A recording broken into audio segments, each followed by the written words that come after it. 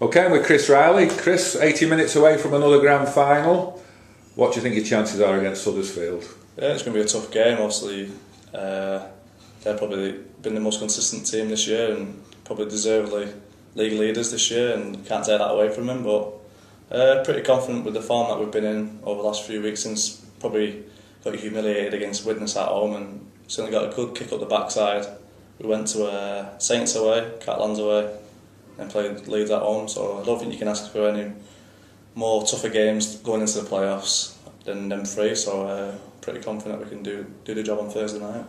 Well, recent history would suggest that Huddersfield were the correct team to pick at Club Cole, because you've beaten them 3 times this season. You've beaten them in all recent games, beaten them at Wembley in the past. I mean, they were the obvious choice, really. Also, I didn't realise the record that we did have against them. Also, I knew how well we played against them this year, and obviously the Challenge Cup as well.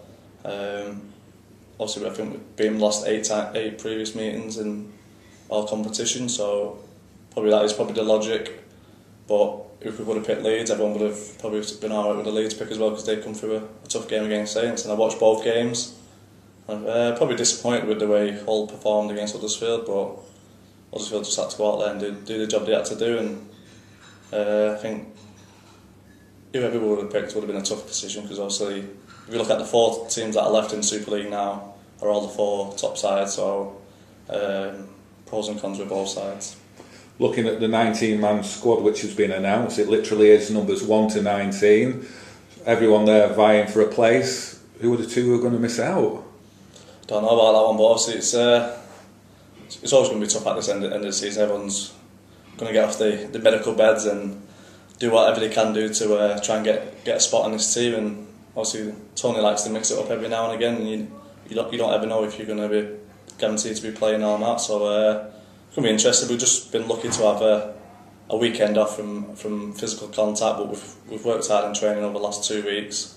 We've had a little bit of time off, but not too much, and we're looking to have a dig in this week, and whoever's selected, I'm sure will do a good job for the club.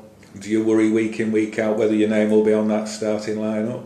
Yeah, obviously we've got a good squad, and I think it's been a bit tough this year. Obviously with other players, with Rhys Evans, who's been injured for most of the year with a broken bone in his foot and other injuries, and we've only got probably a young lad, Gian Almsby, probably not experienced enough to come through just yet, but I'm sure he will do in the future. And Rhys Williams has been in and out through the year, and not really had that much competition, but obviously he'll be alright over the next year or so with Super Kev Penny coming back. Well, I was just going to mention that, your old mate Kev Penny coming back. I mean, I know there was a lot of banter between the 2 of you in the past, both being local lads and both being wingers, and seeing who was the fastest in the club. So he'll be after your shirt next season, won't he? Yeah, I'm sure he will be. He gave me a phone call the other week asking how big the jersey was, and I'm sure he was going to ask how big the number 2 jersey was. So it's good. He's a good lad and a good friend of mine, and I can't wait for having him back. Good banter between us, always has been, and he's had it tough over the last couple of years, and he's had to learn his trade, but he's been given another opportunity, and I'm happy to have him back and pushing for that spot as well. Even though he's after your shirt? It might not have just been Mike, and Joel's on the other side as well, so if he's pushing for my spot, he's pushing for my spot. I've just got to do what I can do for the club, like I've done over the last few years, and just do what I can. Last season's grand final, you lost. Is that still very much fresh in your memory as the incentive to get there again and put the record straight? Cheers for that. I just got over it, but no, it's definitely an incentive. Obviously, each year you want to go out and win Super League, and we've been building towards it. We've won numerous Challenge Cups over the last couple of years. We've won the league leaders over the last few years, and got to our first ever grand final last year. And I think what's more disappointing with that, we didn't perform probably the way that we probably could have done. We probably played well through the year, and probably one of our worst performances in the final. But you just got to give credit to Leeds. They was probably the better side on the night, and it probably does hurt a little bit. But personally, still in the back of my mind, and I want to go on do one better than last year, and there's only one way of doing that, and that's winning it. So first job is Thursday night, Huddersfield, and it's going to be no easy game.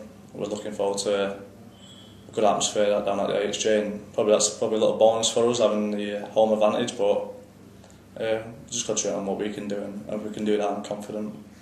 Now, I know it's looking a little bit ahead, and players and coaches in particular don't like looking ahead, but as a Warrington lad, would that dream final for you be Warrington Wigan?